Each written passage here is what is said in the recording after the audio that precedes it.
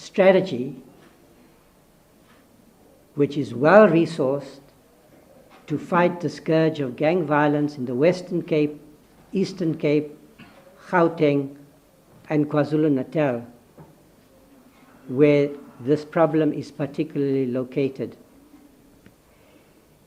I am confident that this is the right strategy. The challenge is going to be with implementation. So the ministry will be monitoring the implementation of this strategy on a monthly basis.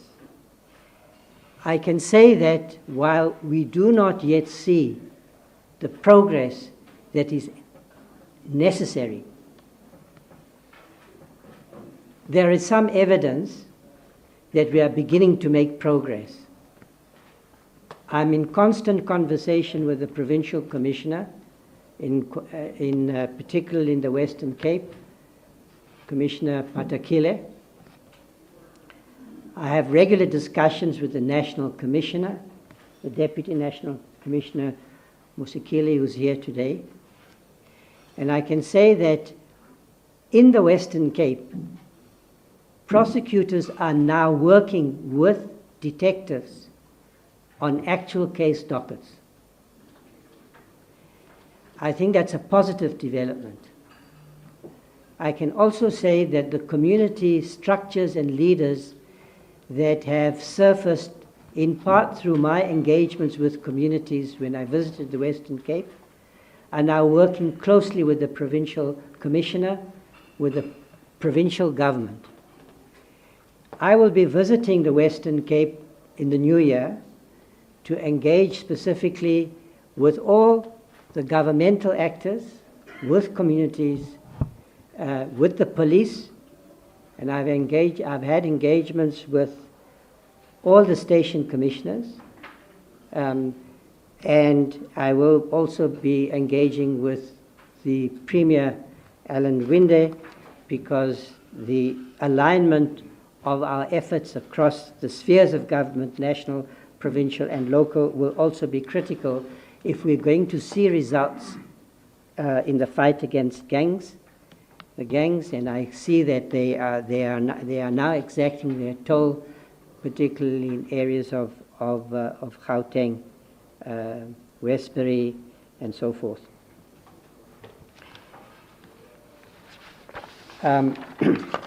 So I'm sure there will be questions about gang violence when the time arises for engagements with yourselves. My second priority is to focus on professionalizing the police service. It speaks to the concerns we have in our society about political interference, about the abuse of political power, which has had a harmful effect on the functioning of a police service in this country. We need a professional police service which acts outside of the political process without fear or favor. Professionalizing policing is the foundation of public safety. When the police act with integrity, competence, and respect for the law, communities can feel safe, and victims and whistleblowers gain the confidence to report on crime. So whistleblower protection has to be part of our focus going forward, and I know that the Department of Justice is finalizing legislation in this regard, which should be introduced, but Deputy Minister Nel might speak to this matter in the new year. Conversely, when policing is inconsistent, corrupt, or abusive, public fear grows, cooperation fails, and crime thrives. There must be no doubt in the minds of our people that those who steer the South African police service are people of unquestionable integrity. The allegations that have caused the President to appoint the Madlanga Commission of Inquiry are deeply concerning to all of us. However, it is important to note that these allegations relate to a small number of people, and that they do not mean that all senior officers are implicated. So we should have a balanced, thoughtful assessment of what is happening in the country in order to respond effectively. Most of the 187,000 employees of the South African Police Service are people like you and I. They are trying to do the best that they can under the most difficult conditions. And of course, the police service, the policemen and women work under extraordinary conditions, face danger every day. So we are taking steps to reset. I'm positive that both the Madlanga Commission and the Ad Hoc Commission, Parliamentary Inquiry, are going to help us establish a public record, a consensus in our society about what needs to be done going forward, what I have called a reset. And I think that that should be the focus. I know that's hard sometimes as we are so alarmed by the shameful behavior that is on public display. But this is a necessary process. It will, in the end, yield the information, produce the information we need to move forward.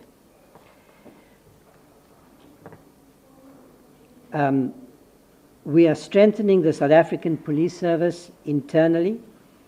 We are now partnering with the private sector. There's an initiative that the President established, the JICC, the Joint Initiative on Combating Crime and Corruption, which is making a contribution to the fight against crime. And I also want to thank Business Against Crime South Africa and Business Leadership South Africa for their support for a project to modernize police stations, which I'm very excited about, but at this stage it's just in a pilot phase. I'm hoping that we can roll out this project across the country, as well as their contribution to initiatives to strengthen border security.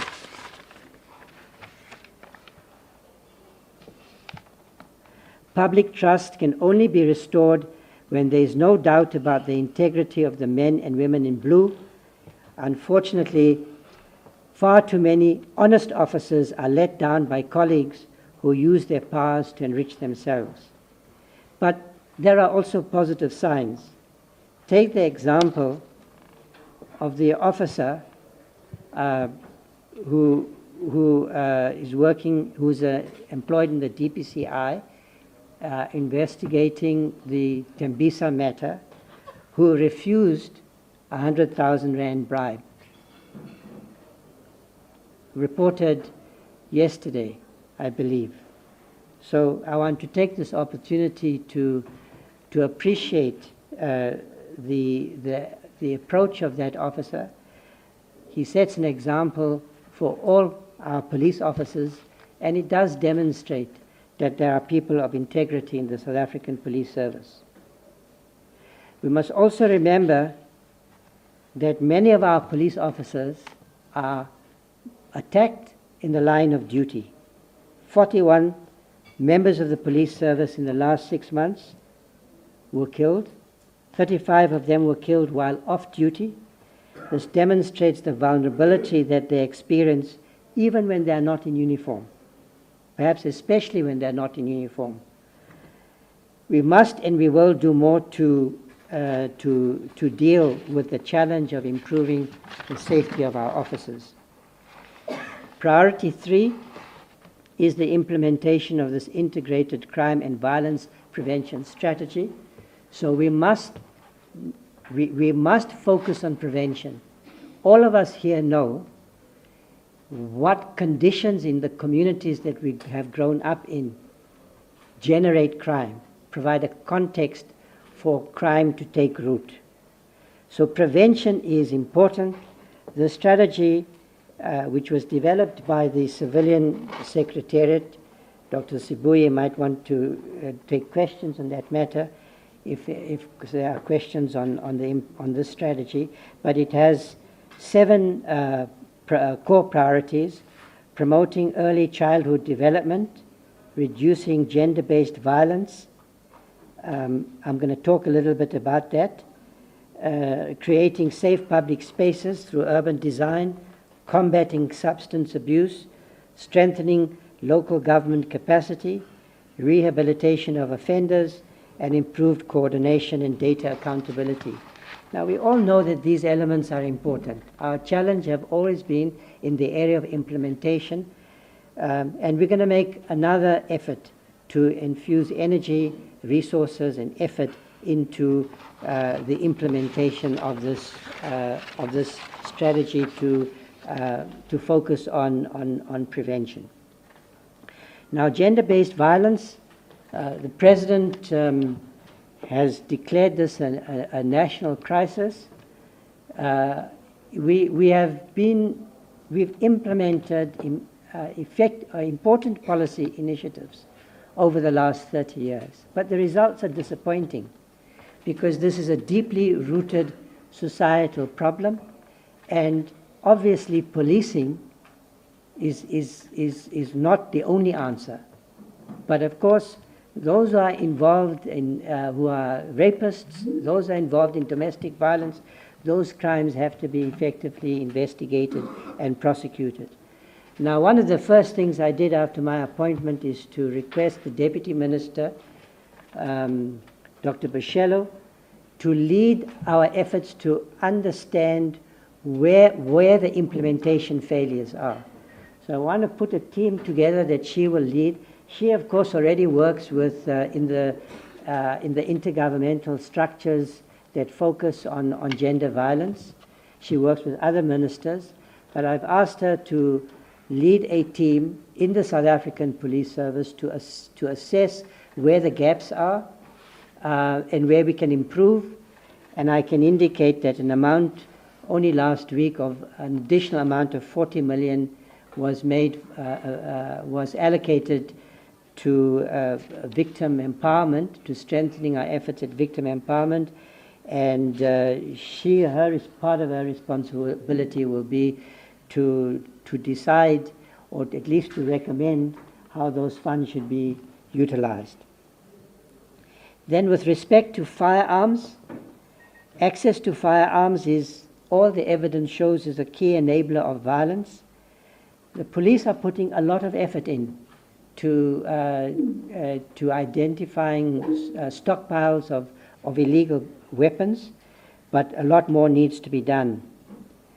We must identify the sources, be it the private security companies, state departments, or civilian loss, and close this tap.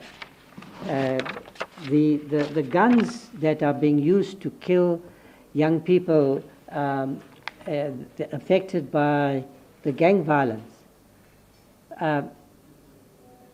part of the solution must be to make sure that these guns do not continue to flood our communities. And in that regard, we've had some success, but we are struggling to ensure that these guns, that gangs don't have access to these guns. Alcohol is another precipitating factor. The evidence again is clear that there's a strong correlation between access to alcohol and the kinds of crimes that confront our communities. So this is a matter that is going to receive further attention. What we find is that in the provinces, the departments of economic development issue too many licenses in the wrong places, and there are also illegal licenses. And I have to say that until this problem is tackled, we need to tackle this problem of illegal outlets, and too many outlets near churches, near schools, in communities. We have to tackle this problem. Rural safety. We have adopted a rural safety strategy. You will receive a report today on the actual stats. The stats are positive with respect to rural safety. It shows that the strategy to implement, to deal with the safety of our communities in rural areas is working. In fact, I'm told that we were recently visited by officials of the Australian government to look at best practice in South Africa, but I'm going to leave the statistical information to the Deputy National Commissioner and the Crime Registrar. So I will say something very briefly about the crime stats over the last 6 months, which is the last 2 quarters. The figures we will share today show that there is some improvement. Overall, during the past 2 quarters, and following on from the last year's stats, we have seen significant declines in most crime categories. Now, I know that given our concerns about crime, that result may come as a surprise, but I can indicate that the way in which stats are compiled in the South African Police Service meets the highest standards for statistical accuracy. So the stats are certainly reliable. Importantly, we are seeing ongoing and significant reductions in serious and violent crime, but at a high level. And one rape, one murder, one assault is, of course, too many. Significantly, murder has started to decrease significantly, particularly over the last 2 years, and that is often a very good indicator of crime trends. If you track the murder rate, it does tell a story about violent crime in general. So there was a period of time, I believe, in the first 15 years or so of our democratic transition, where the murder rate, there was a dramatic decrease, and then it started increasing again, and now we see a decrease, and that gives me some hope. We've also seen double-digit reductions in most forms of robbery. However, there are categories that remain stubbornly high. So sexual offenses and gender-based violence, which I've already mentioned, and commercial crime, we are continuing to record increases here, which is a trend over the last 5 years. Much of this is now taking place online, so it's also related to technological change. With the support of the Joint Initiative Against Crime and Corruption, which I mentioned earlier, the GICC, which is a partnership with the private sector, we are looking at ways to strengthen our capacity to fight this kind of digitalized criminality. So while we can take heart from the downward trends in violent crime, we can also say that the overall levels remain very high or unacceptably high. So this is not a time to rest. I want to conclude with this observation. I believe that further progress is possible over time, but it requires persistence and determination. The possibilities for improvement, for progress, depend on the involvement of civil society, on government, civil society, and businesses, communities working together. So please join your community safety forums, policing forums, the Block Watch initiatives. There are a variety of responses in different communities across the country. This is also going to be a focus of the department. I think that we should go back to the original thinking behind the emphasis on community policing and see what improvements need to be made. I recall the Take Charge campaign in Gauteng. We recruited literally thousands of patrollers. They made an exceptional contribution to community safety. I would like to see similar programs rolled out across provinces. And there's room for different initiatives. In the Western Cape, Premier Lindy has taken some initiatives. Here in Gauteng, Premier Lesufi has also sought to respond to the challenges of safety and security in the communities of Gauteng through his own initiative. So my message is that we must and we can build safer communities, but we have to work together, hold our leaders accountable, and keep the faith that a safer, more just South Africa is possible. Ria Lebuga. Thank you.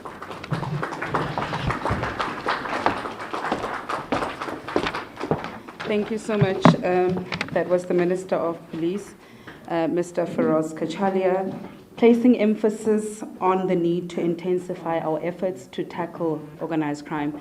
So he's basically saying we are following the money, we are hitting the criminals where it hurts the most, and that is in the pocket. Thank you, Minister. I will now invite the Deputy Minister of Justice, Mr. Program Director. Are we? Good. Are you comfortable? I'm fine. Is it on? Is it on? Okay. Program Director, Minister Kachalia, Deputy Minister Boshielo, Deputy National Commissioner Mutsikidi, and other members of the leadership of the South African Police Service, members of the Justice, Crime Prevention and Security Cluster, fellow South Africans. I would like to start by conveying the very warm regards of Minister Mamoloko Kubai, who is the Minister of Justice and Constitutional Development, but also the co-chairperson of the Justice, Crime Prevention and Security Cluster. She's attending a special cabinet meeting.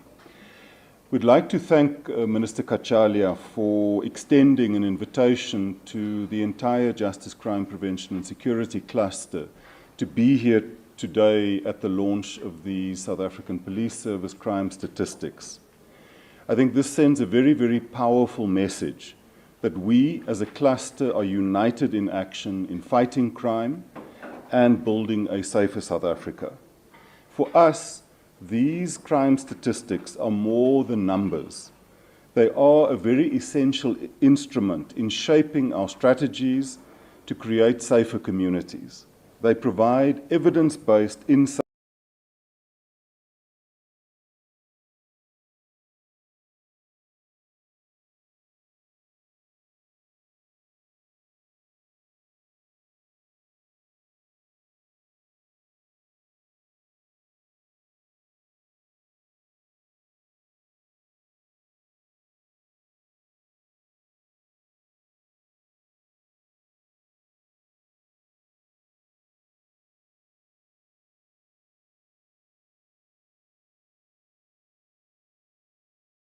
address the root causes of crime, and I think also very importantly, to assess the effectiveness of our interventions. And so in a very real sense, these crime statistics function as a compass, as a guide, guiding our collective efforts to fight crime and build safer communities. Our presence here today emphasizes that as a Justice, Crime Prevention and Security Cluster, we are committed to unity in action, to fight crime, to build safer communities, to strengthen the integrated criminal justice system, and to advance a victim-centered, effective justice system. But we're not only together in boardrooms and at media briefings. As Minister Kachalia indicated, as a JCPS cluster, we are hitting the ground in a unified and a coordinated way. Minister Kachalia, together with Minister Kubai, have led joint JCPS interventions around gender-based violence in provinces such as Limpopo and the Eastern Cape. I've had the good fortune of going together with Minister Kachalia and Deputy Ministers Bushielo and Matale on the ground to look at issues of violence, gang violence in the communities of the Western Cape, and also for us as Justice, the very important issue of ensuring that our courts are safe and are able to function in conditions of safety. And we want to thank Minister Kachalia for the alacrity with which he responded to calls by the judiciary, and in particular the Judge President of the Western Cape, to meet at that high level to discuss court security, but I think even more importantly, for the very prompt action that flowed out of that meeting, manifesting itself in much higher levels of visible policing around our courts. We also worked very, very closely in crafting anti-gang and organized crime strategies, which at an appropriate time, I'm sure that the Minister of Police will say more about. But I think slowly but surely the impact of those interventions are already starting to be felt. We are convinced that only through collaboration can we achieve meaningful and lasting results for the people of South Africa. As a Department of Justice and Constitutional Development, we are responsible for, amongst others, ultimate responsibility for the National Prosecuting Authority. We are pushing very, very hard that members of the South African Police Service, detectives in particular, are working much closer with prosecutors so that we can investigate in ways that bring about case-ready prosecutions at a much faster and much more effective rate. Secondly, promoting an integrated justice system through better systems and also technological interventions. Thirdly, legislative and policy work. So also referred to, we hope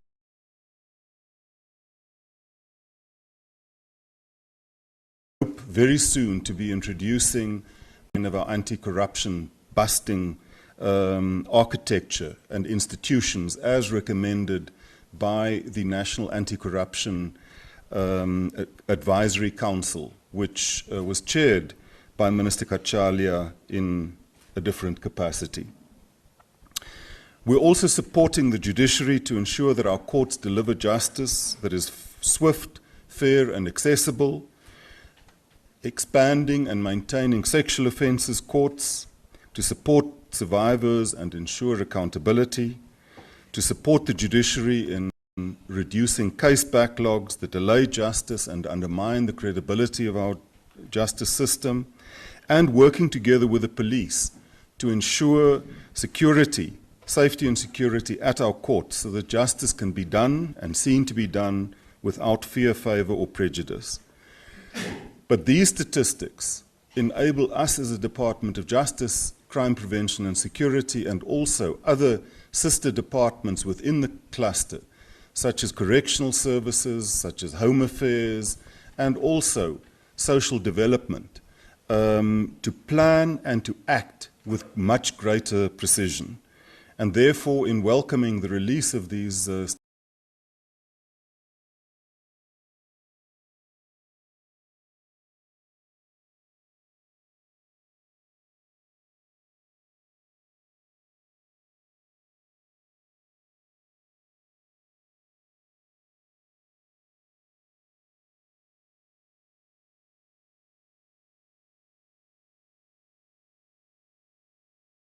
they are safe and feel safe. We thank you.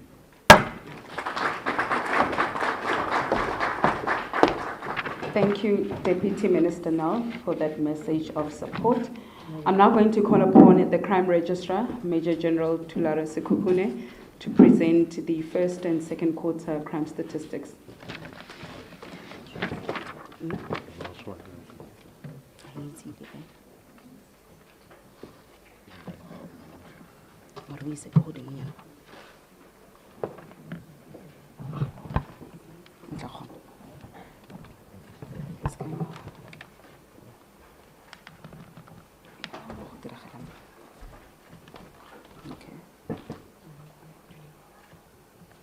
you sure? Okay.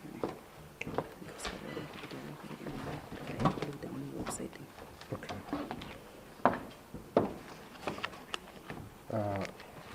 Good morning, Minister of Police, Professor Kachalia, the Deputy Minister of Police, Dr. Bushielo, the Deputy Minister from the Department of Justice, Baptiste Bui, the DG, Civilian Secretariat of Police, Deputy National Commissioner Policing, General Musikiri, members of the media, good morning. Just a few things that I would like to, although the Minister talked about them, I think it's necessary for me to reemphasize the decisions that have been taken. We are supposed to be publishing both Q1 and Q2 crime statistics, but we've decided to focus on the Q2 crime statistics with the understanding that once these Q2 crime statistics have been done and dusted, both Q1 and Q2 crime statistics will be uploaded onto the SAPS website. In the Minister's speech, he indicated that the numbers that he was referring to covered both Q1 and Q2. So what I will be covering is exclusively the Q2 crime statistics, which covers the period from July to September. And one thing that I would also like to indicate is that there's some issues about the stats being delayed, etc. But what we would like to inform members of the public and the media is that in terms of the prescripts for a statistical release of which the reference period is a 3-month period, the prescribed period in which those statistics should be released to the public is usually 8 weeks. And if you look at the reference period that we are covering now for Q2 crime statistics, the reference period is July to September. So releasing them on the 8th week, we are still within the prescripts of the South African Statistical Quality Assessment Framework. With regard to the Q1 crime statistics, of course, there were issues. Normally, when we present the crime statistics in the past, we would extract extortion incidents from kidnapping related or kidnapping cases. But then we felt that we normally don't get the full scope of extortion cases. The Technology Management Section Division or Division of the South African Police Service have therefore developed a crime code from which extortion can be extracted. So from this release going forward, we will no longer be covering extortion under kidnapping, but we will have a specific crime code that covers extortion as a crime on its own. I see some of you are nodding, and it's just adding more work to us.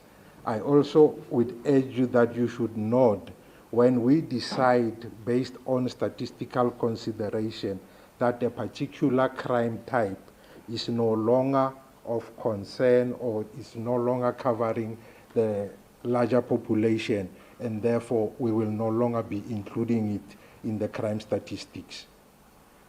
Understand that that decision, what to include and what to exclude, should only be informed by statistical considerations. With that out of the way, I think the minister, and as he was presenting, he was already playing my slides. So I don't know at which point to start the presentation. but I think I had already prepared that. It's not moving. It's not, okay. Oh, there's a delay. I will start at this table, which gives a summary of the crimes that have been reported and brought to the attention of the police within this particular reference period. The layout of this table, I think most of you should be familiar with. We give a 5-year trend where we compare the same period within the previous comparable period. So we don't compare January to March with April to June, etc., etc. And the reason for that is that, like many other variables, crime has also an element of seasonality.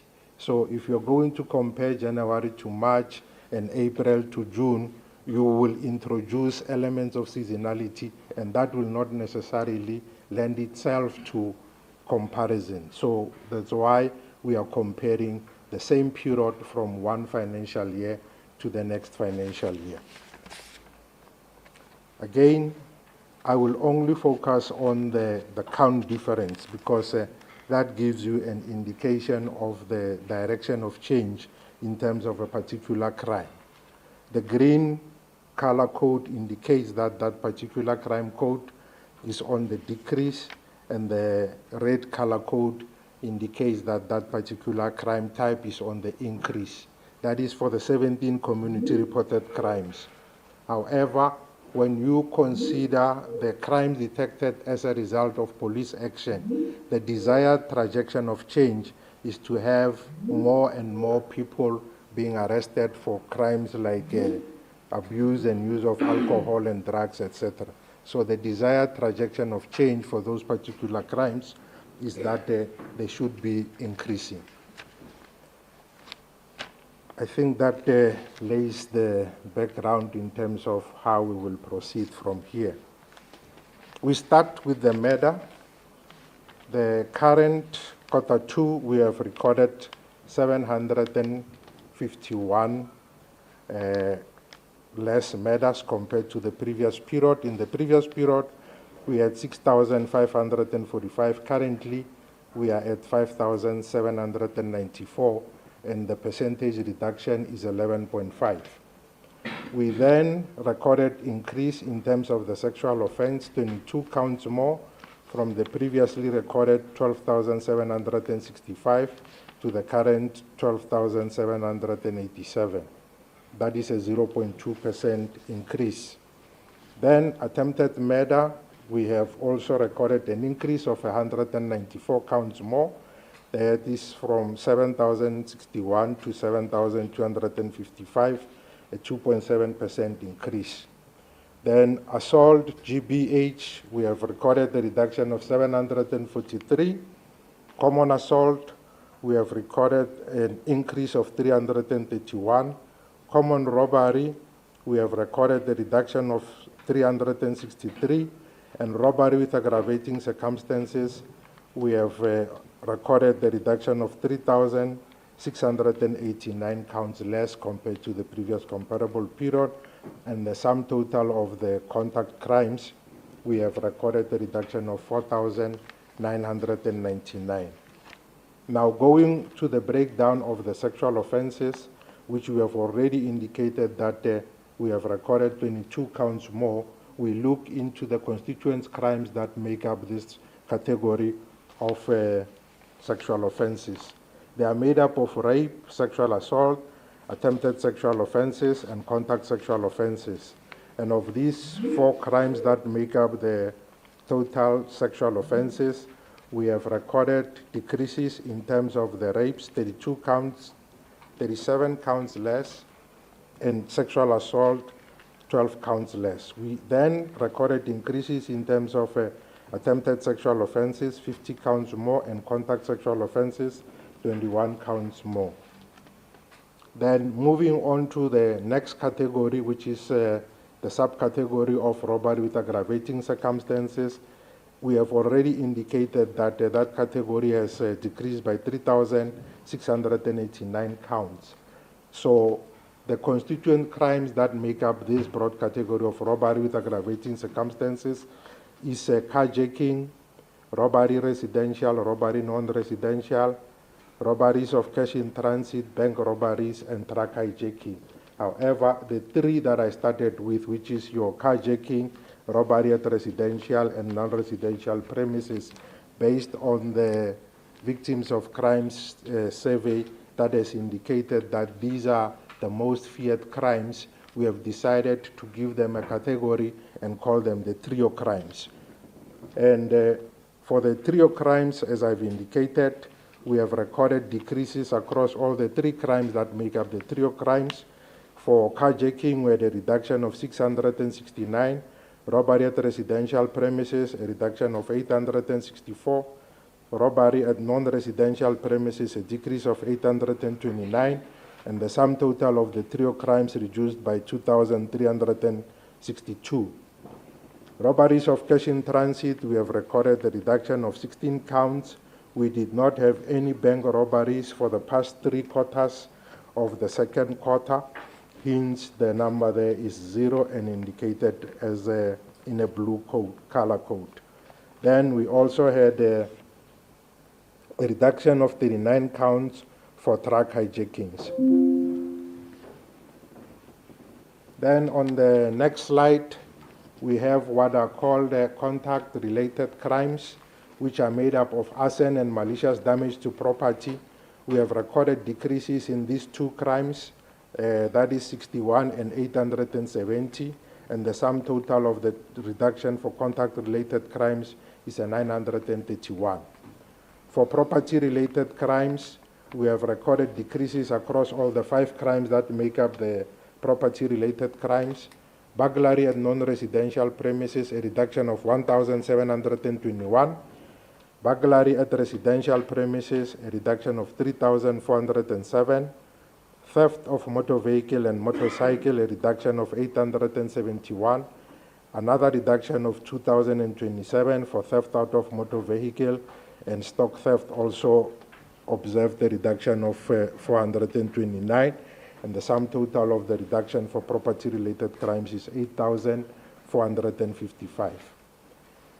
The last but one category is the other serious crimes, that is made up of all theft not mentioned elsewhere, commercial crime, and shoplifting. Of the 3, only commercial crimes has recorded an increase of 948, and all theft not mentioned elsewhere reduced by 4,364, and shoplifting also reduced by 793, for a total reduction of the other serious crimes of 4,209. Then the reduction for the 17 community reported crimes is 18,594. Then for the crime detected as a result of police action, we have recorded increases, as I've indicated, that the desired trajectory of change for the crime detected as a result of police action is an increase. We have recorded increases across 3 of the 4 crimes that are termed crime detected as a result of police action. More firearms were retrieved from the illegal hands, 14 counts more. We also had more drugs that had been confiscated, 9,214. Driving under the influence of liquor, 4,391. And the only crime of the crime detected that we recorded a decrease was sexual offenses. Now I will go on to the constituent crimes that make up this particular table. We will start with the contact crimes. I will only focus on the provinces that had recorded increases for the particular crime type.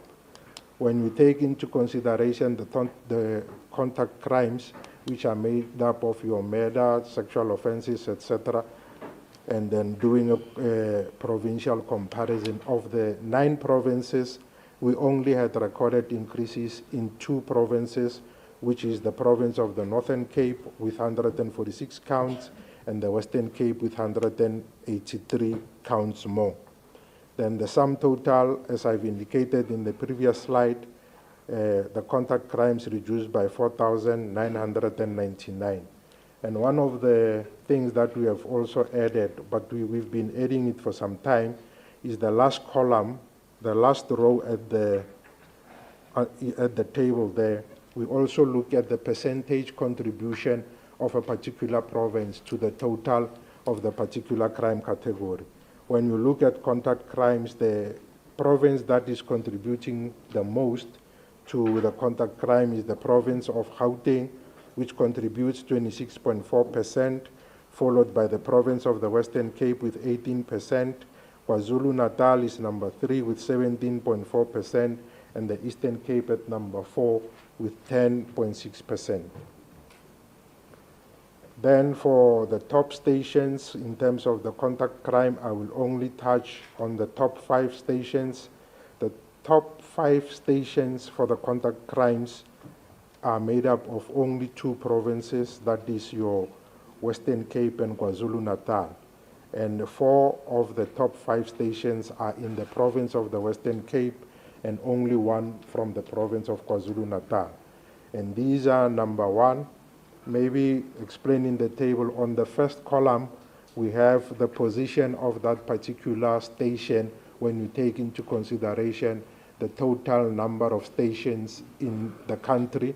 In the second column, we only look at the particular station's position when we take into consideration stations within that particular province. As one can see, you can observe that Mfuleni is number 1, both at the national and also at the provincial. And the way in which we order them in a descending order, meaning that the highest station or the station with the highest number of crimes for that particular crime will be the highest, and then followed by the second highest, etc. We have Mfuleni at number 1, which is in the Western Cape. Number 2 is Nyanga, again in the Western Cape. Delft is at number 3, again in the Western Cape, and Inanda at number 4, which is in KwaZulu-Natal, and the 5th station that is Kraaifontein, which is also in the Western Cape. Then we look at the provincial comparison in terms of the murder and also for the months that make up this particular quarter, that is your July, August, and September. As you can see just above the table, there are the green bars there. That indicates that that particular crime type within the month of July, we have recorded a decrease. So we have recorded decrease across all the months that make up this quarter, that is July, August, and September. And in terms of the provinces that have recorded increases, we again have the Western Cape and the Northern Cape that have recorded increases, that is 97 and 1 respectively. All the other 7 provinces have recorded decreases.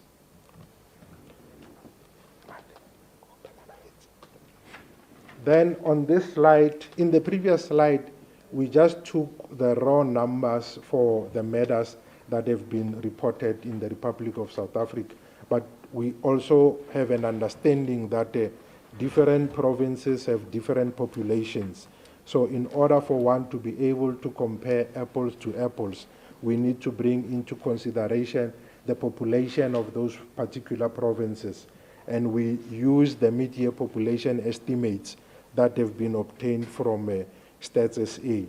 So when we do the per capita in terms of the murder, we see that the Eastern and the Western Cape are closer together, whereby we have both in the region of 15 murders per 100,000.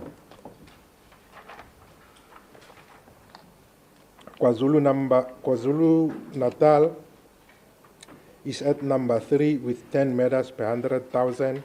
Gauteng is at number 4 with 8 murders per 100,000. And the province with the least per capita murder is the province of Limpopo with 3 per 100,000. Then this is just, on the next slide, we have a graphical representation of the trend that we have shown in the previous slide.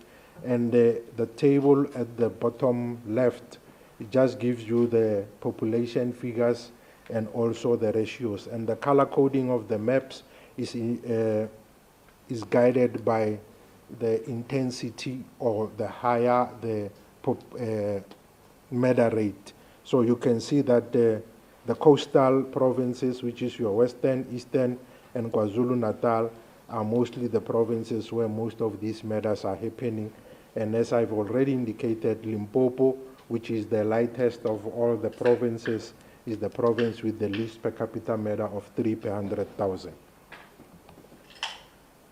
Then the next slide, we look at the top 5 murder stations.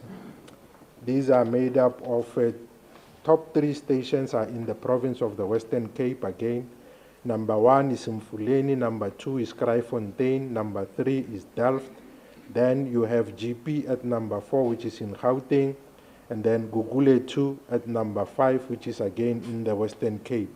So 4 of the top 5 murder stations are in the province of the Western Cape, and this time the trend is disturbed by the province of the inclusion of the province of Gauteng, whereas in the previous slide it was the province of KwaZulu-Natal.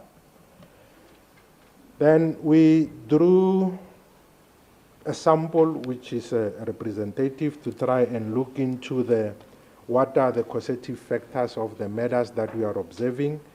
We drew a sample of 5,270, and then when we looked into the causative factors that had been indicated leading up to the murders, we observed that 956 of the murders were attributable to arguments, misunderstanding, road rage, and provocation. 328 of the murders happened during a robbery, and we also have 315 of the murders that were indicated to be gang-related. And the bulk of those gang-related murders were indicated to have occurred in the province of the Western Cape. That is 293 of the 315 murders that have been indicated to be gang-related. Then the 4th column from the bottom, we also have what is called law enforcement and security guards that were killed in the line of duty, that is 27. And when you add the 23 police officers that were killed, that sum easily comes to 50 personnel that is involved in law enforcement that had been killed within a period of 3 months. We also have 15 murders that were rape-related and 13 that were illicit mining-related. Then we also looked from the same sample size, where are these murders occurring? We found that 2,790 of these murders happened at public places, 1,659 happened at the residence of the perpetrator, 196 happened at a place where liquor is being sold, that is your shebeen, tavern, bottle store, etc. 83 happened at business premises, 80 at spaza shops, and we also have 12 murders that have taken place at educational institutions, that is your universities, schools, college, and daycare centers. Then we also looked at the phenomena of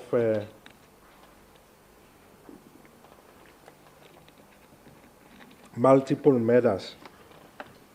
This would be whereby one incident will result in many people being killed. We see that there was an incident in the province of Gauteng where 11 people were killed at once.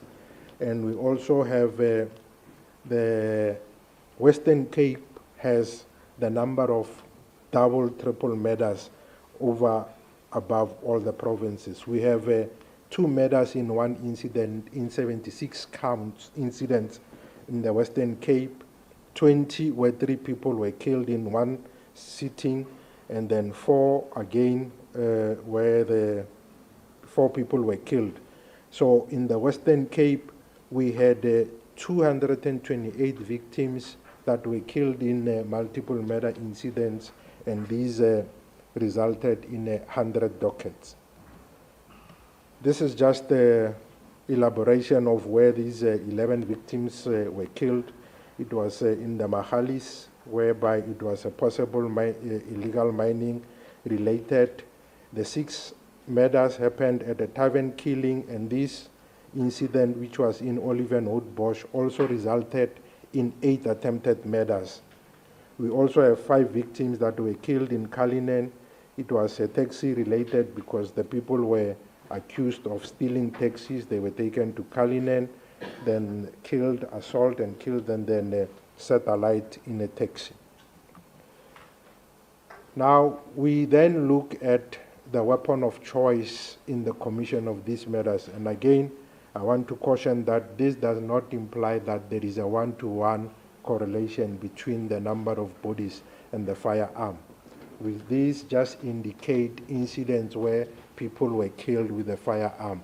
It does not necessarily imply that there were 2,447 firearms that were used to kill 2,447 people.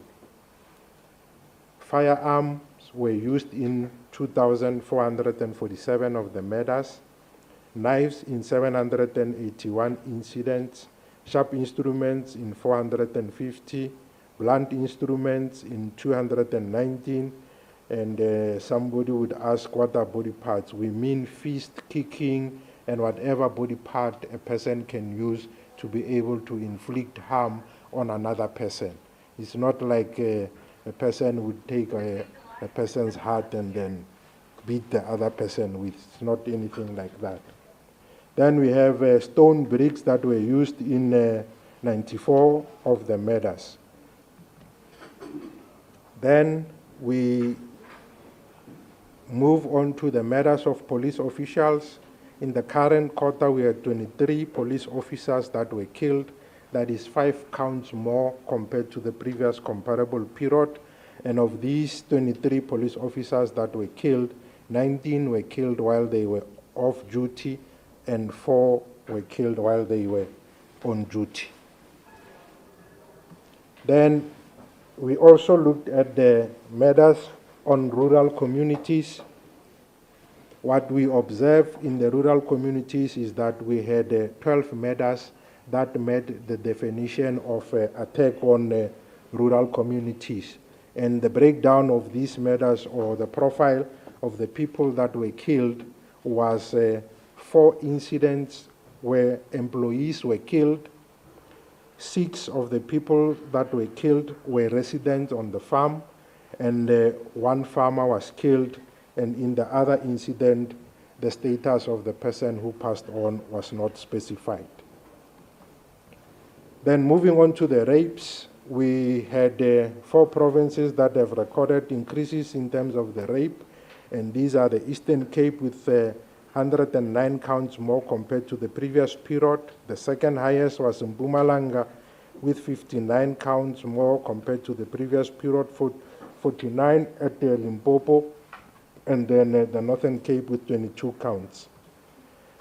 Then similarly to the murder, we did the per capita for the rapes, and again the Eastern Cape is the highest province with the province with the highest per capita rape, followed by the Free State. These are almost at 23, 24 per 100,000 of the people that are raped. Then the Northern Cape is at number 3 with 20 rapes per 100,000. Then on the next slide, we look at the graphical representation of the same information. Again, we would have the rapes and the population, and one would see that the red has now moved from the Western Cape, and it is now sitting at the Eastern and the Free State. And the province with the least per capita rape is now the province of Gauteng with 12 rapes per 100,000.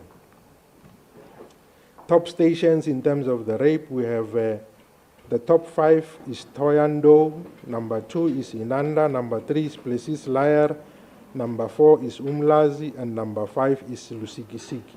Those are the stations that make up the top 5 rape stations. Then looking at the place of occurrence of the rapes from the murders, we used a sample of around 5,200. For the rapes, we used a sample of 7,204, and we tried to look into where does these rapes happen. We have observed that 4,562 of these rapes have taken place at the residence of the perpetrator, 1,476 at the public place, 114 have taken place at the educational institution. Then we have 66 rapes that have taken place at liquor outlets.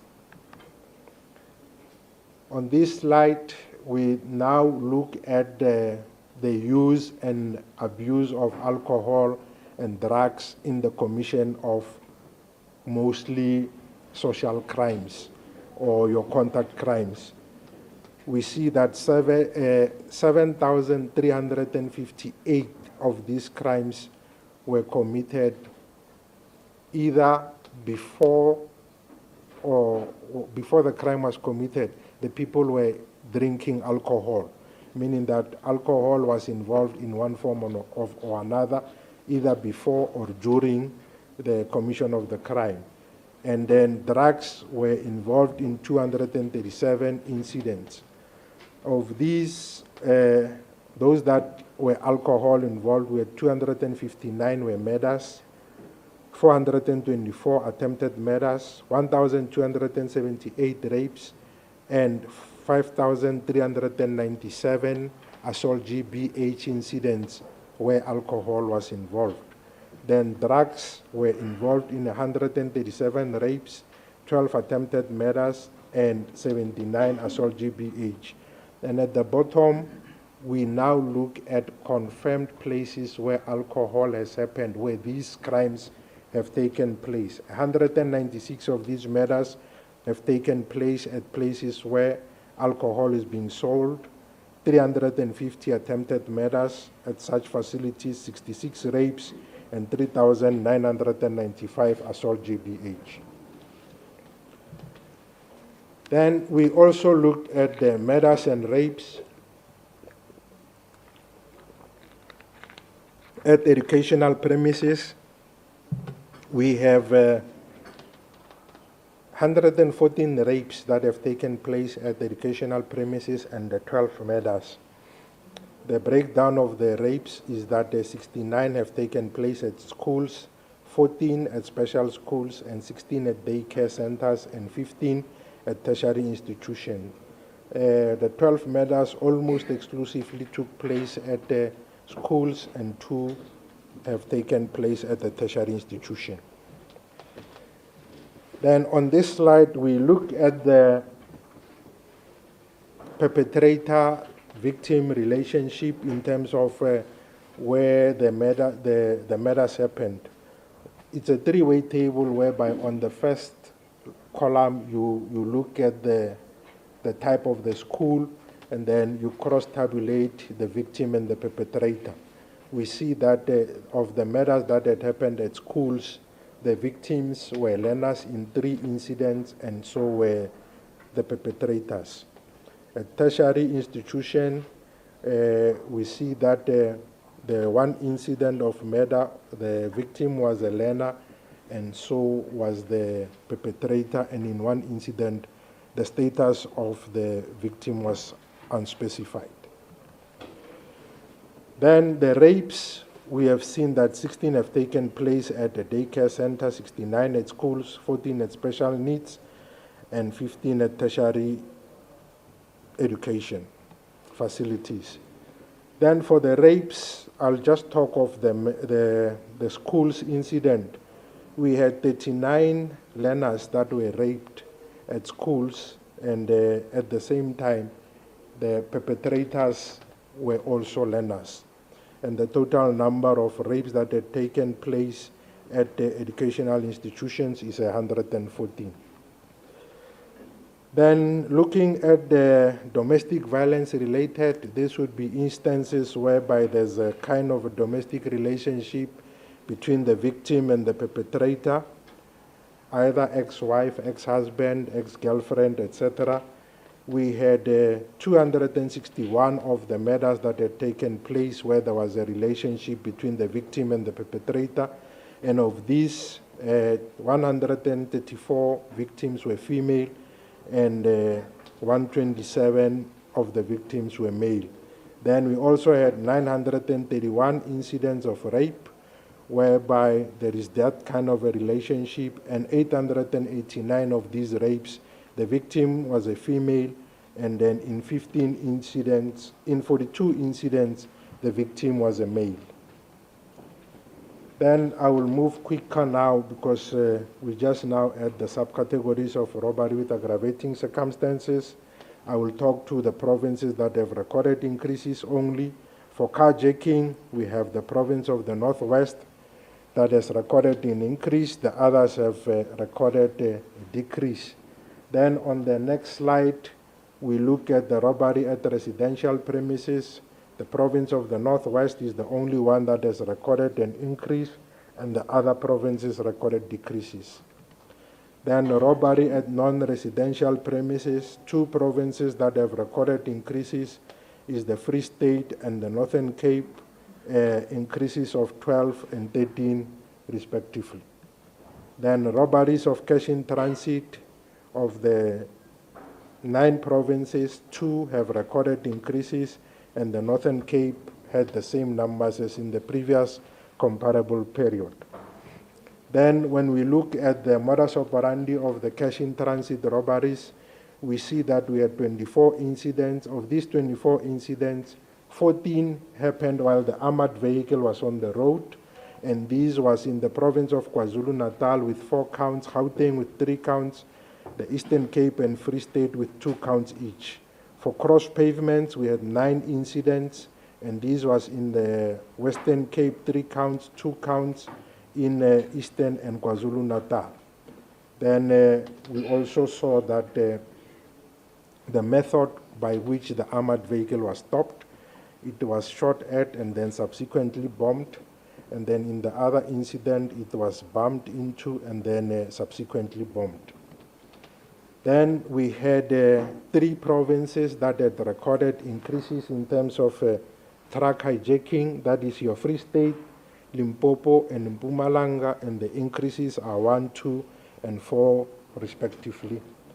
Then we had the kidnapping. In the past, I indicated that we used to extract the kidnapping or the extortion from the kidnapping, but this time around, we decided to look at the kidnapping on its own and then subsequently also look at the extortion as an independent crime because there's a crime code that has been developed for that purpose. So we no longer have to determine extortion from kidnapping cases.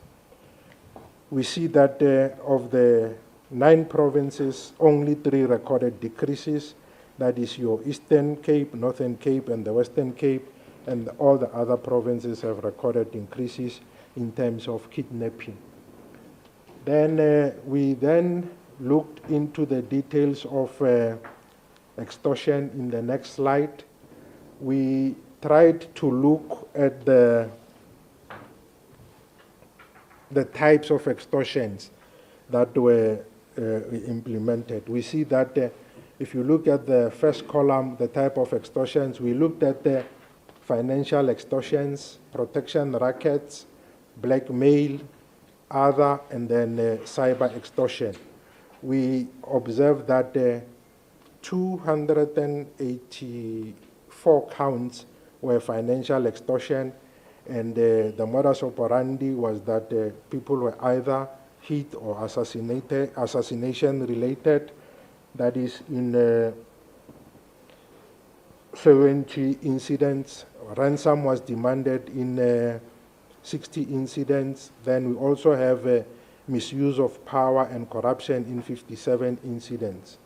Then protection rackets, we had 125 counts, whereby of the 68 protection fee was demanded, 33 were taxi related, And then in terms of blackmailing, we had 88 incidents, whereby 84 of these,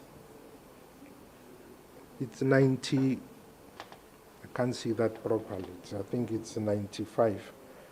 Of the 95, 84 of these, there was a threat to reveal or publish compromising information that would include your photos and the footage.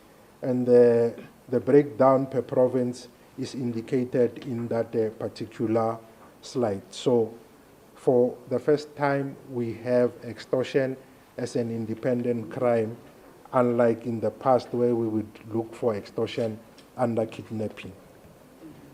Then we also look at the type of businesses that were targeted.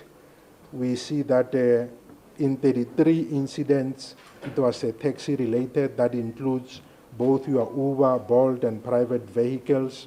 I think private vehicles would be instances whereby private motorists would offer a hiker lift, and then the members of the taxi association will come, confiscate the car, and demand some form of payment for the release of the car and such incidents. We had 13 that were construction related, and we also have those that happened at the barber shop, beauty parlors, and salons. That is 3 incidents. So that gives the scope of the extortion that we have not been publishing in the previous quarters.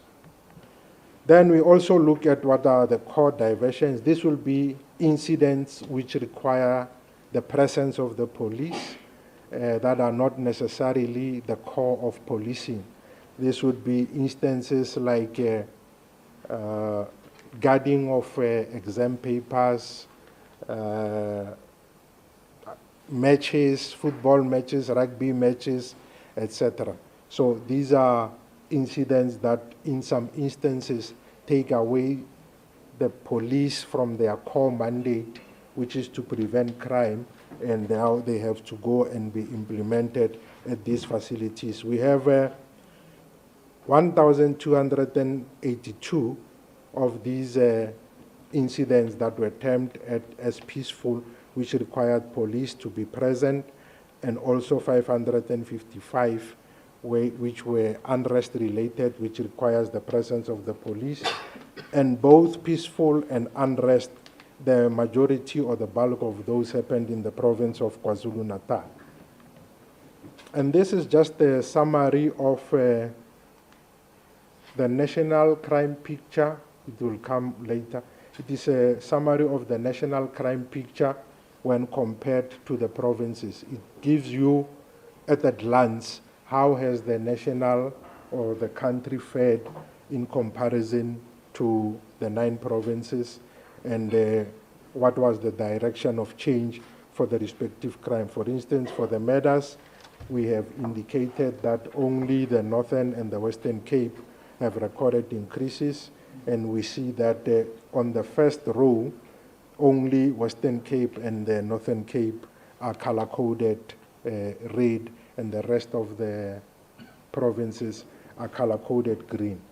And similar with the rest of the other crimes where we do the same comparison.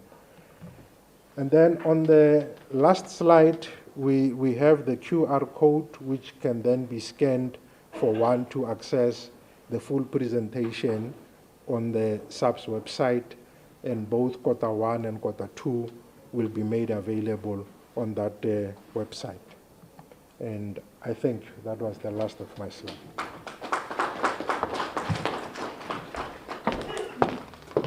Thank you, General Sekhukhune, for unpacking the second quarter crime stats for us.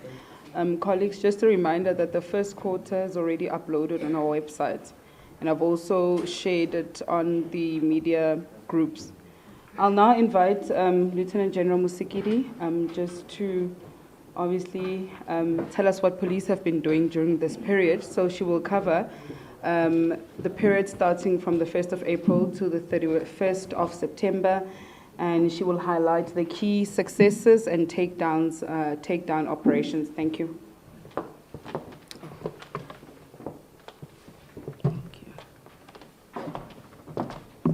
Thank you very much, Brigadier Atlenda Mate. Let me greet amongst us the Minister of Police, Minister Kachalia, the Deputy Ministers, Deputy Minister of Police, Dr. Bushielo, and Deputy Minister Nell, the DG, Police Secretariat, Ndade Sibui, Lieutenant General Nkosi, who's the acting head of the directorate, Lieutenant General Nkua, the acting Deputy National Commissioner for Police Support Services, our entities, Dr. Bila, who is the acting Director of IPID. Let me observe that protocol, but most importantly, members of the media and the fellow South Africans. Greetings this morning. Minister, I come immediately after the good picture, and I'm glad that General Skukuni left this slide number 53, which is a reflection of the downward trend that we are seeing on the numbers that he has been presenting earlier.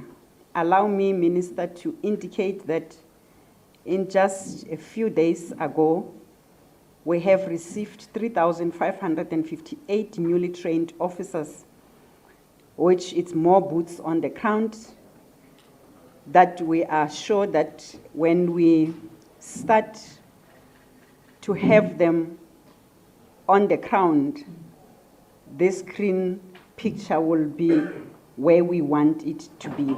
We're still not where we want to be, but with these additional resources in the form of human capital, we will push as the department to make sure that they deliver the service.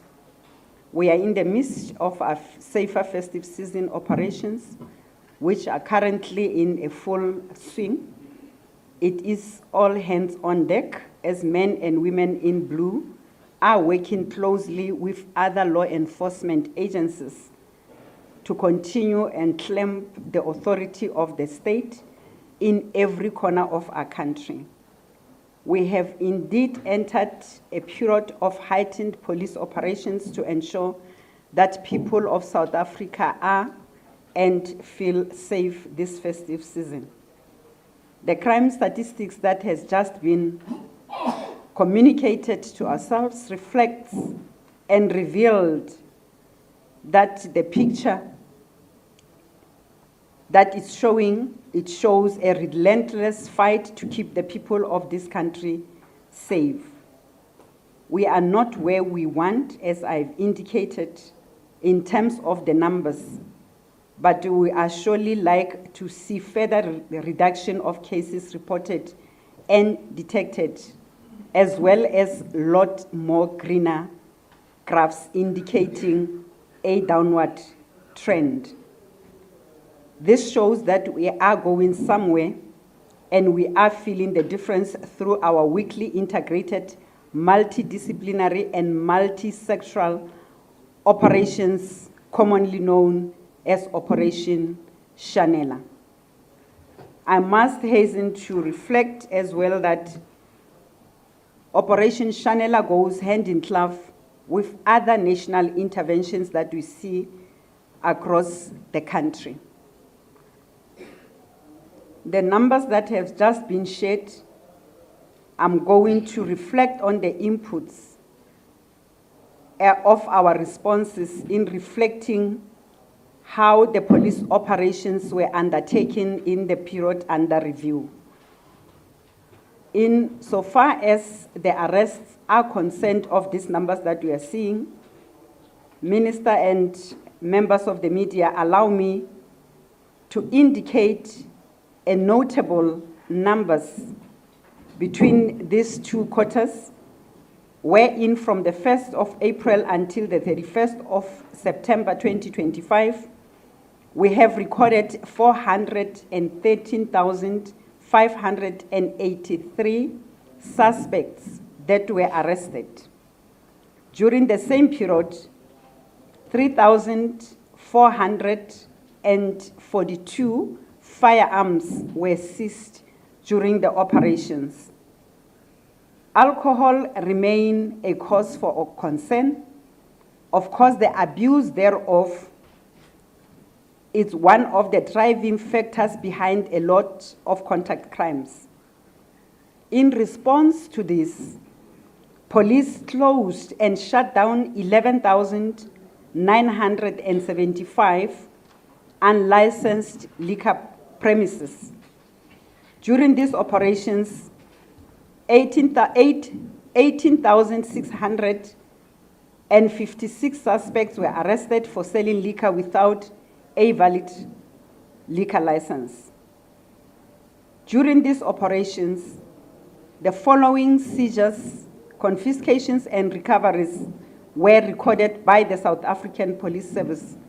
As I've indicated earlier, of course, working together with other law enforcement agencies and other entities, including the liquor traders.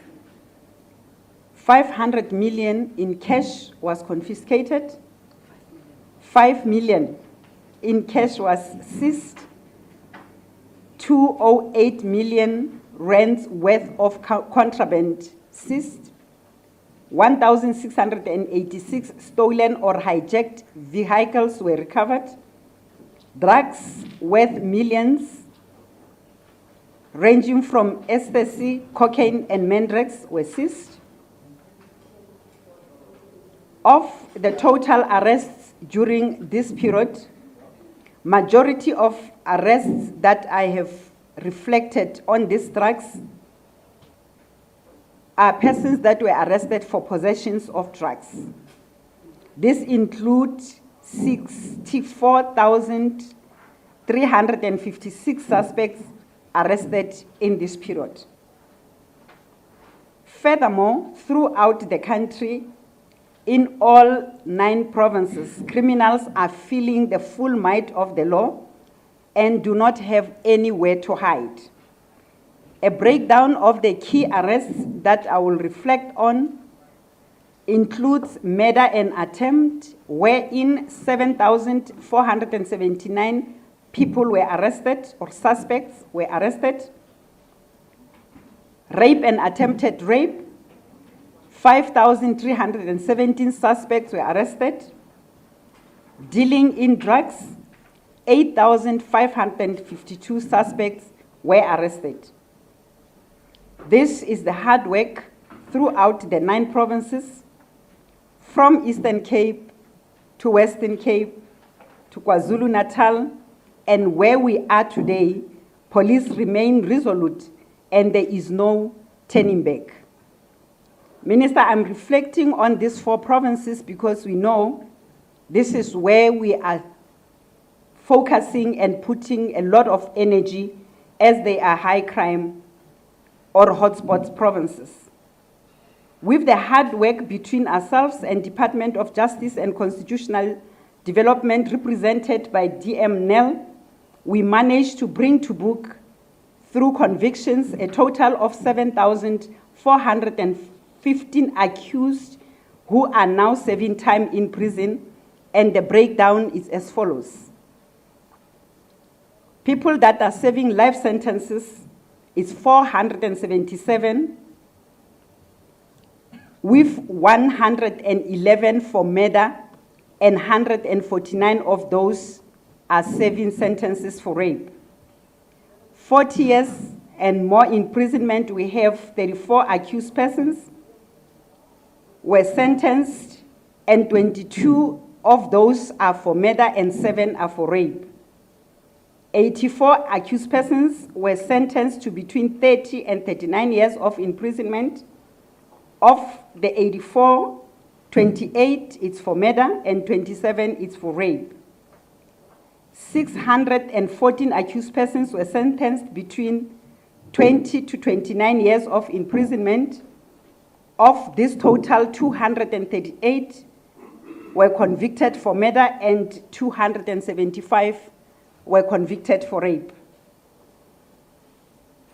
the imprisonment of between 10 to 19 years, it's 2,530 people who were sentenced in this period. Of the 2,530, 730 is for murder, 560 were convicted for rape, 131 for house robbery, 138 for robbery with firearm, and 108 for business robbery. Those who were sentenced for the period of imprisonment between 5 and 9 years is a total of 3,676. In this number, 375 were convicted for rape, for murder, 307 for rape, and 154 for armed robberies. We also took time as the cluster and look at gender-based violence and femicide.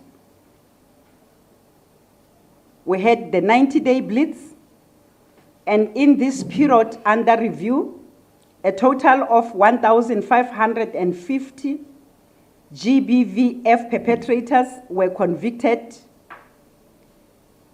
In the first quarter, we have seen 652 of these perpetrators that were convicted to time in prison, and this includes 99 who were convicted for life imprisonment, 69 were convicted for a period of 20 years and more, 176 were convicted for a period of 10 to 19 years, and 308 were convicted for a period between 1 and 9 years imprisonment.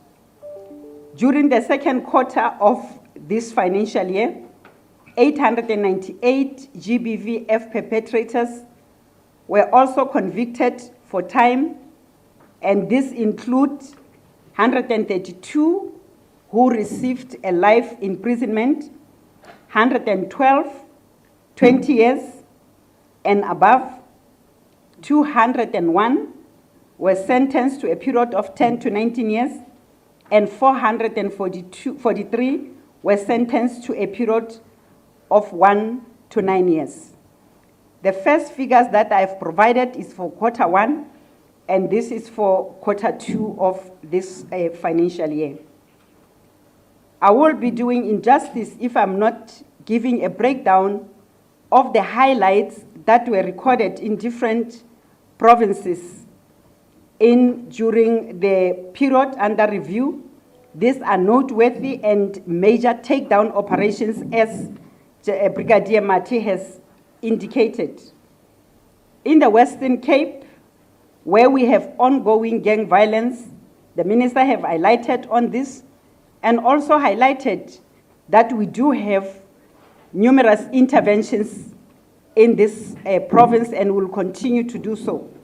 722 gangsters were arrested, with 1,565 illegal firearms confiscated in that province. 39,000 rounds of different types of ammunition were also seized, mainly in the Cape Flats, but the numbers reflect the contribution of the entire province of the Western Cape. In Mpumalanga, police seized 7.7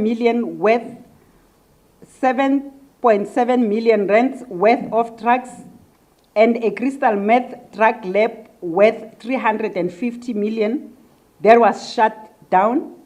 5 foreign nationals were arrested, and various drug manufacturing equipment was seized.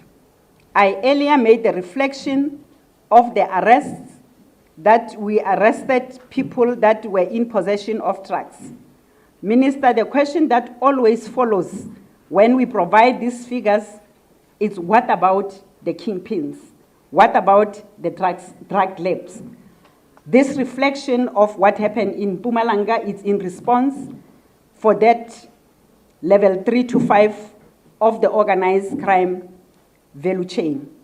Still in Mpumalanga, as Mpumalanga is one of the 7 provinces where we have heightened illegal mining operations in the name of Operation Valumkoti, we are continue to clamp down on illegal miners, and police have arrested thousands of illegal immigrants in the mine in Barberton during Operation Valumkoti. In Limpopo, police seized 8 million rands worth of dagga and arrested a 27-year-old male. The suspect was found transporting the 42 bags of compressed dagga from Eswatini to Vembe district in the province. Still in Limpopo, counterfeit goods worth 20 million were seized by the National Counterfeit Team in Beggarsford. In the Northern Cape, police seized 7.5 million rands worth of illicit cigarettes along the Appington border and in Colesberg during period under review. Northern Cape proceeded and arrested and seized abalone worth 1.9 million rands in Douglas during this period, and 5 foreign nationals were arrested. In Gauteng, at least 6 notorious kidnappers, as well as more than 6 cash-in-transit robbers, were fatally wounded during various confrontations with the police. Several kidnapped victims were also rescued through targeted operations. Gauteng police also seized 548 firearms during this period. In Northwest, 9 suspects, including a female believed to be a mine operator and her son, were arrested for murder of 5 security officials near a mining site in Tlatlaganyane. In KwaZulu-Natal, 5 accused persons behind the Umlazi Cleveland hostel mass shooting in June 2023, where 8 people died, were each handed down 8 life sentences and additional 15 years in jail to each of the 5 accused persons. Still in KwaZulu-Natal, police fatally wounded several dangerous suspects who were involved in murders, attempted murders, house robberies, and these were fatally wounded during the altercation and confrontation with the police. In the Eastern Cape, an American pastor was rescued by the police in April 2025 after being abducted at gunpoint from a church in Motherwell. 3 of his kidnappers were shot and killed by police during this rescue mission. In the Free State, 3.5 million rands worth of cat was seized in Bethlehem. A 46-year-old suspect was arrested and charged for dealing in drugs. To the people of South Africa, we will continue to serve you. We will continue to protect without fear or favor. To our members in blue, brown, and otherwise, who will be working tirelessly during this festive season, we thank you for the continued sacrifice, dedication, and commitment to our oath of office. Continue to put more focus and more heightened operations. The provincial commissioners of our 9 provinces will continue to monitor.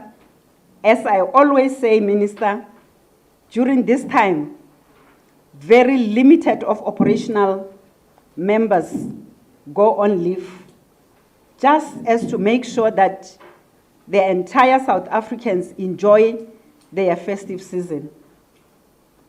I hope that one day you will dedicate a festive season for those that cannot enjoy festive season when the rest of us do so. I thank you.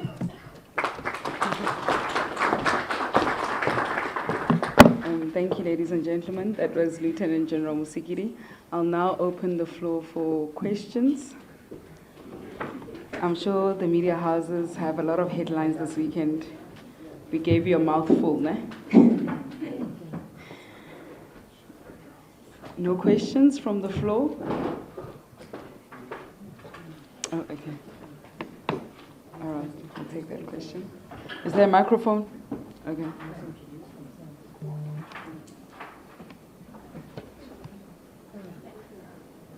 Thank you very much, ma'am. My name's Periel Hapaji from the Daily Maverick.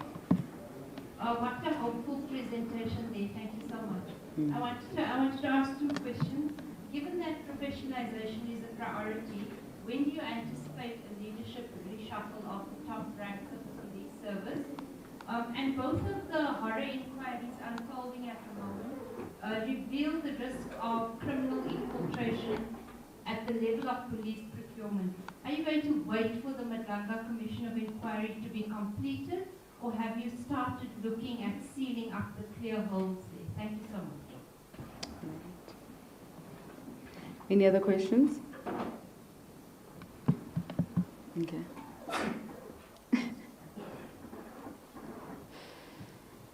Good morning. My name is Dr. Dila Moirani from ENCA. Minister, earlier on you said that implementation remains a problem for you, but people on the ground, particularly the areas of Westbury and River Park, those are the areas that you visited and you engaged community leaders there. What they want is to see implementation on the ground. Can you please talk to us about time frames when it gets to dealing with issues that these communities are facing? This is in relation to gangsterism. I know that previously when we were attending this press briefing, we talk about illegal mining. How are things in terms of illegal mining? I want to focus precisely in the areas of Stilfontein in the Northwest. How are things there? Are we certain and sure that illegal mining has been clamped down in the particular area? And my last question, I just want to check with you as APS in terms of Jerry Bushoka's kidnapping case. How far is it at this point? Are you able to share details on that? All right. Let's leave it there and then allow the minister as well as the DNC to respond. Yes, yes, Minister. Thank you.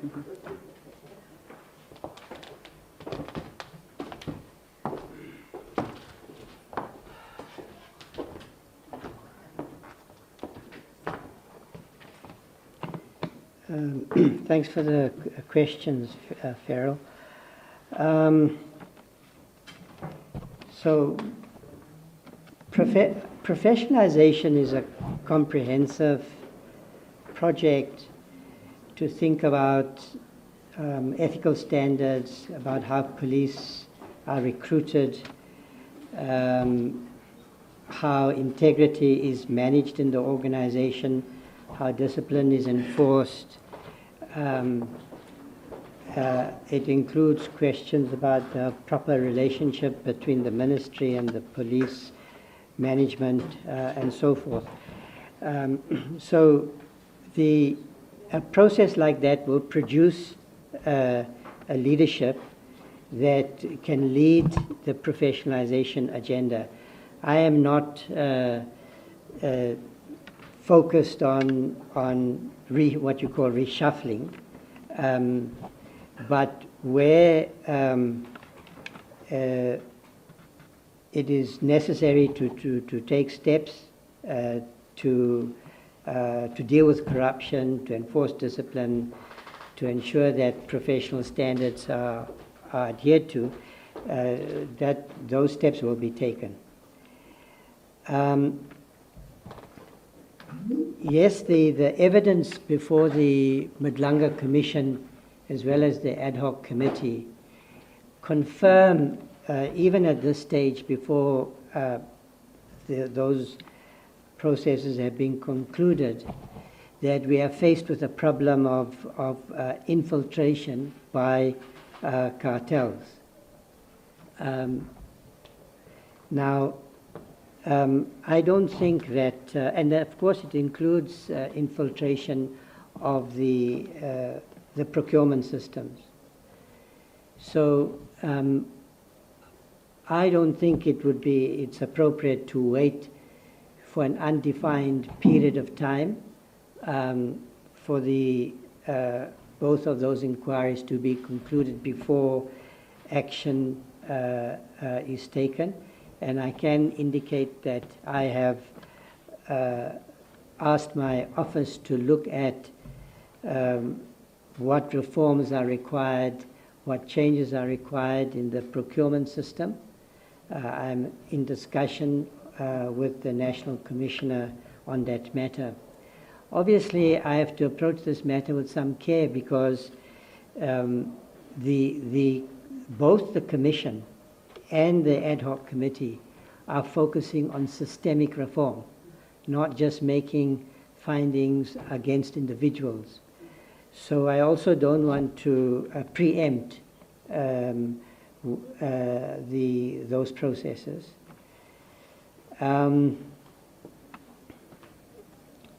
The questions from the ENCA journalist, sorry, I didn't get your name.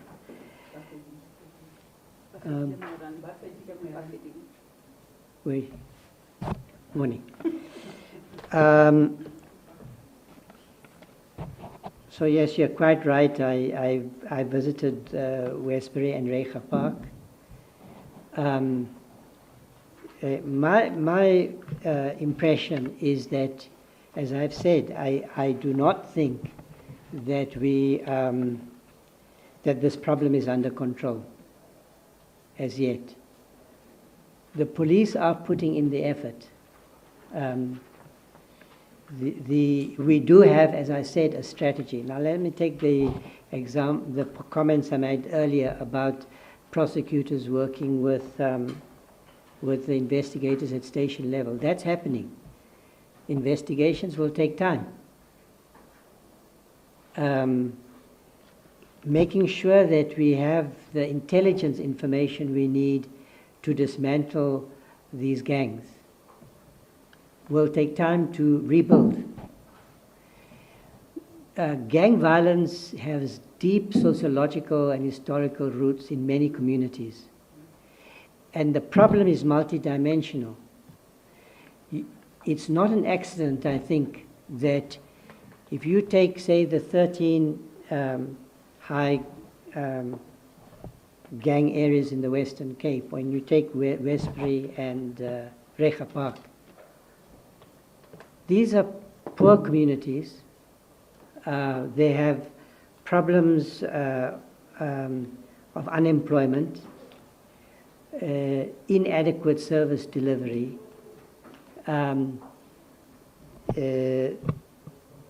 These are patterns that have been entrenched over time. So I think we have a challenge ahead of us. But the assurance that I'm giving you, and I think I've demonstrated over the last few months that I am committed to dealing with gang violence, that we do have a strategy in place. We know what we're doing. The Deputy National Commissioner has given some specific information about arrests of kingpins, about the dismantling of drug laboratories and so forth. But every day we see other murders.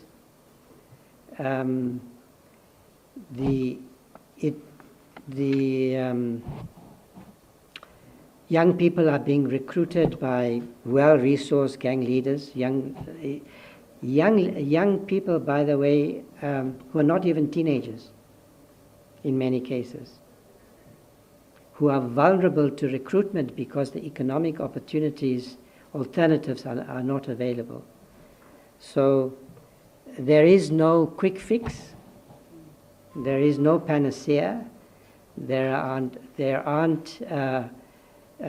isn't some date, in the next 2 weeks, the next month, the next 6 months. in which this problem will be overcome. The best I can do is to give the assurance that this matter is receiving my best attention. It's receiving attention from the police service, from the criminal justice cluster.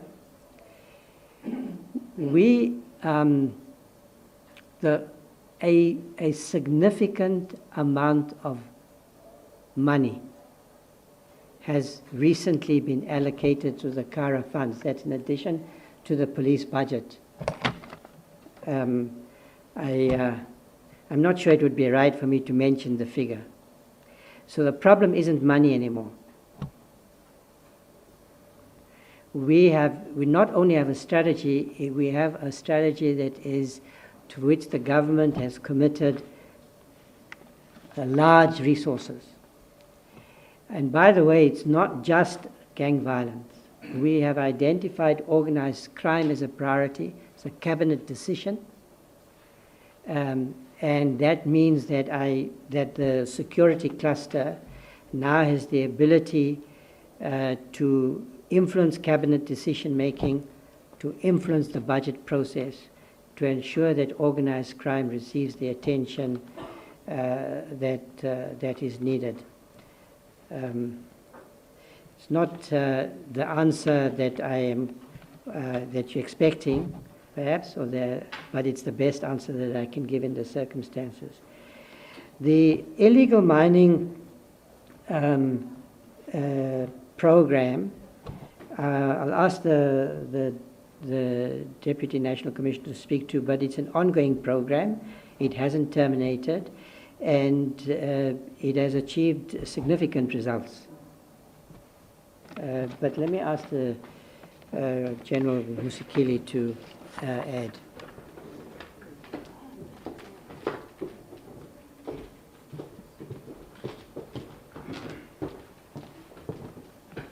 Thank you, Minister, and thanks to the members of the media with questions. Indeed, Minister, there is a notable successes that we achieved during the Operation Valumkoti, and I believe that Bafedile Moerane has been with us most of the time in Stilfontein, to the point that the notorious Stilfontein open shafts have been closed now with the assistance of those that were responsible. I can stand here today strongly emphasizing on the fact that we have achieved that the communities of Stilfontein were complaining about, and both shaft 10 and 11 has now been sealed. As the Minister, you are right to indicate that when we launch operations, we also look at the future of these particular interventions and operations, and when we move or we remove some of the resources that we would have requested from elsewhere, we leave that province capacitated and empowered to continue. We are here sitting with the Deputy National Commissioner responsible for support in that process of ensuring the capacitation. We looked at the illegal mining provinces when the resources were allocated. So of the number that I have indicated, that it's more boots on the ground, those illegal mining provinces have received what they should consider capacitating their illegal mining provincial task teams. Minister, the last question from ENCA was on the case of Jerry, which is ongoing case. It is proceeding, and we can indicate that the teams are still following up on every lead and every information, and they are continuously employing the resources that they will require for that particular intervention. So this is an ongoing operation, and it will proceed until we give comfort to the South Africans and to the community. Thank you very much. I think all the difficult ones, Minister, have responded. I was left with these two softer ones. Thank you, Minister. I can confirm that I haven't issued any instructions to disband any craftsmen.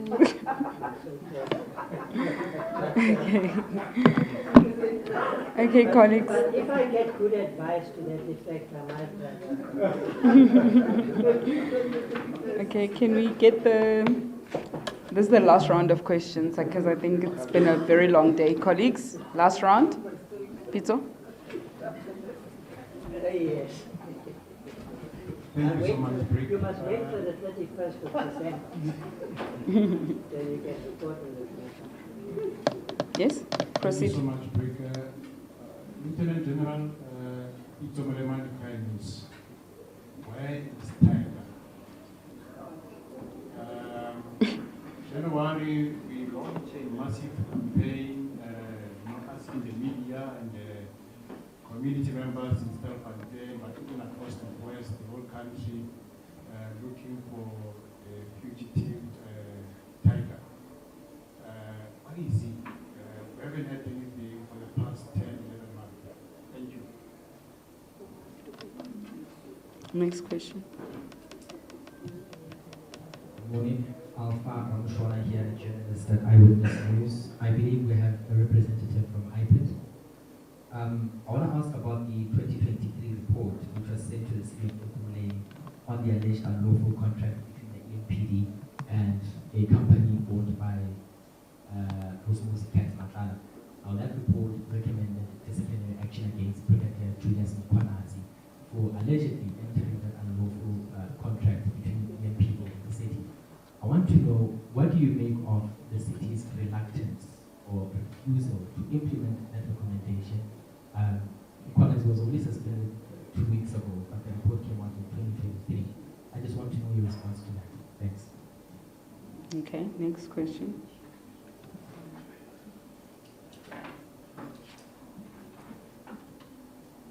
Zola Sholana here from Newsroom Africa. Minister, several areas remain persistent crime hotspots. Now, what I'd like to know is that what targeted interventions are being rolled out to address these high-risk areas, and also how is the SAPS tracking and evaluating the performance of stations and provincial commissioners in high-crime areas? Are there any consequences for consistently underperforming leadership? And the last question will be on the issue of resource allocation, because this is something that we have picked up in many areas that are crime-ridden, such as Westbury and Refa Park. How does the ministry plan to address ongoing issues such as limited manpower, outdated equipment, and lack of vehicles?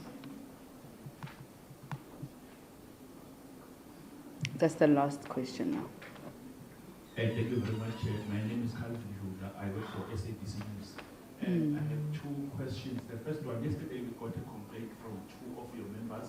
They are working for the intelligence. They were complaining that they did not get their payments during the 2021 unrest. They were complaining that the other members that are in uniform, they got paid, but unfortunately for them, they did not get their bonuses since they were working overtime. They are saying that they have tried to involve management and the unions, but they are not getting help. My second one is short, is just for the overview of the G20 summit on how you performed. I'm happy, and any complaints or comments on that one. Thank you. Last question at the back.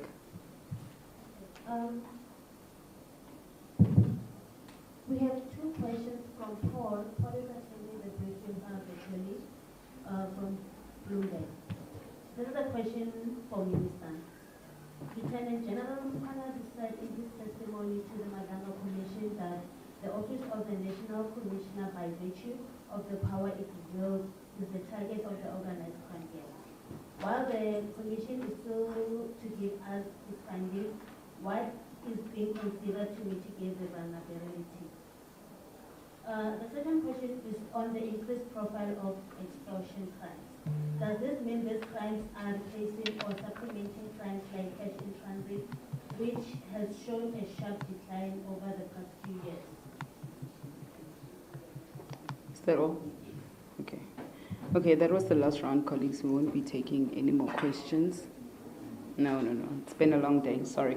You'll send your written questions via WhatsApp and so on, and we won't be accepting any requests for interviews this evening. So if you want to do interviews with the Minister, DNC, Deputy Ministers, use the opportunity right after this briefing, please. Thank you. Minister and DNC.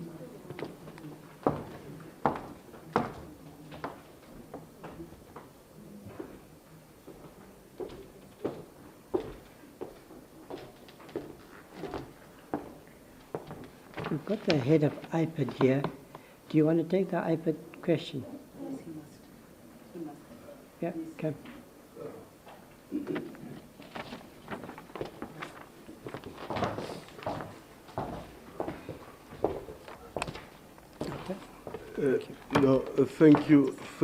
Thank you very much. I think I need to introduce myself. I'm Dr. Hlengani Bila, the Acting Executive Director of IPID, with a specific reference to the matter raised insofar as Mr. Julius Mkwanazi's allegations are concerned. We have, as IPID, investigated the matter, issued an investigation report to that effect. Currently, we will be meeting with the mayor very soon, within 2 weeks, to support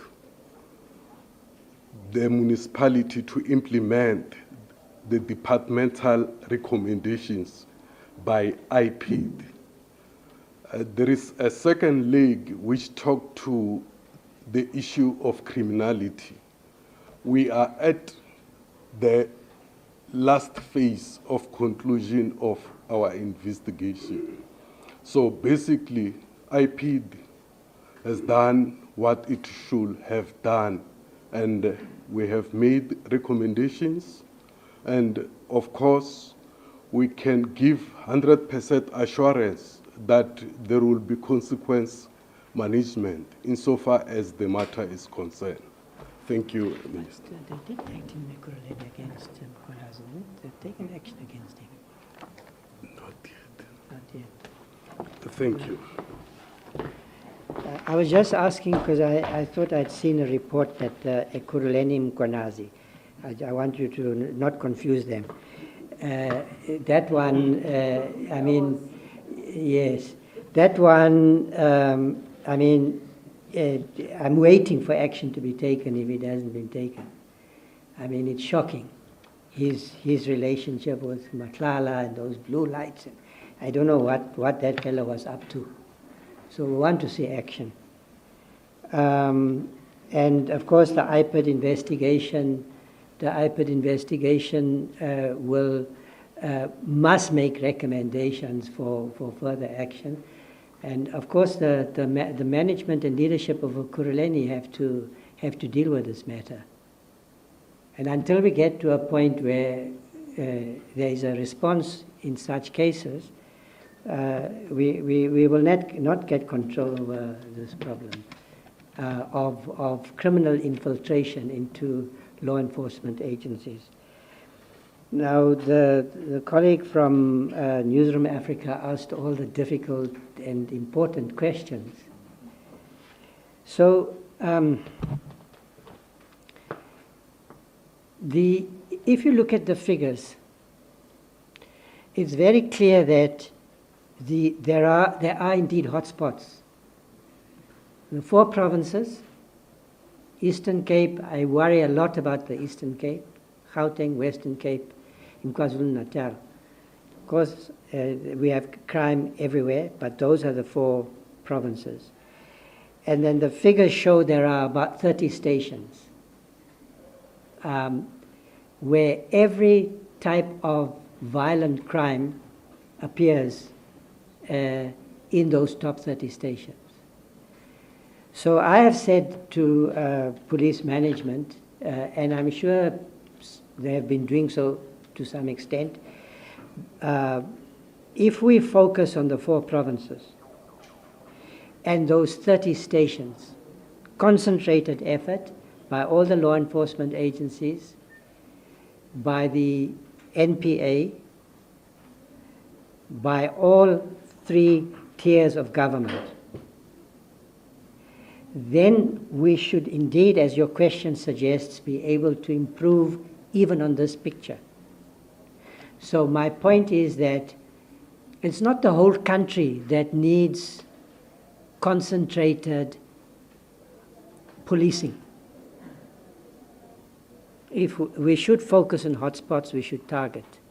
That's a conversation that I've initiated with police management and with the deputy ministers, because I want to make sure that when we visit a province and we engage with the premier and the mayor and so forth, it's on the basis of this information.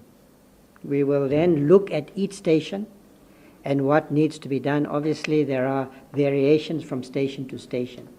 My point simply is that this idea of hotspots and targeting, I think, must be a strong focus in addition to high visibility.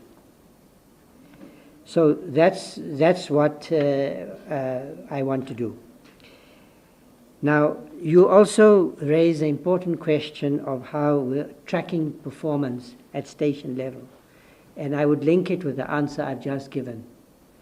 I think whatever targeted hotspot strategy, and there's a lot of evidence, again, been doing some reading since my appointment, that hotspot strategies work. They've worked even in the parts of the Western Cape.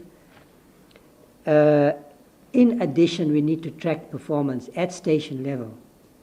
Now, I'm not sure that we have aligned our safety strategies with the performance, with the way we assess performance at station level. I don't know the answer to that question at this point, but you're quite right. Your question says that the two, your focus on hotspot and your performance, the way you assess performance at station level, has to be aligned. That is also something we're looking at. I'm discovering sometimes I've got a thought in my head about what needs to be done, and then I'm informed that the police have actually already done some work, or they've been thinking along those lines, or they're implementing elements of it. And feel free, Deputy Commissioner, to add or correct me where I might be, I might not be giving the accurate response. The issue of resourcing, I want to deal just first with police stations and then with vehicles. Here's the problem with police stations. We have over 1,000, one problem with police stations. We have over 1,000 police stations. It's, I think, in the region of 1,164, okay, across the country. So what that should tell you is that